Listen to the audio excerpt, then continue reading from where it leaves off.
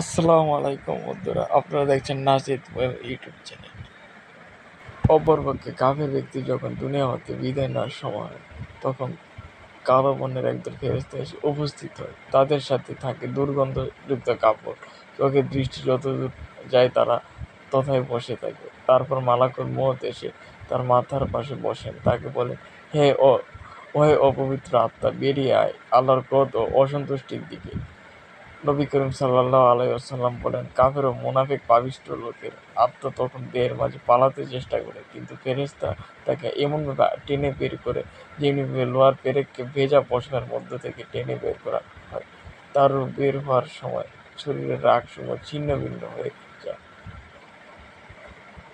রূহ বের করার পর ফেরেশতাগণ তাকে মালাকুল মউতের হাতে চোখের পলক পরিমাণ সময় রাখেন না।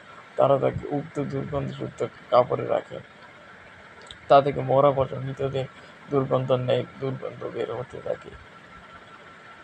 ফেরেশতাগণ তাকে আকাশের দিকে উঠাতে থাকে।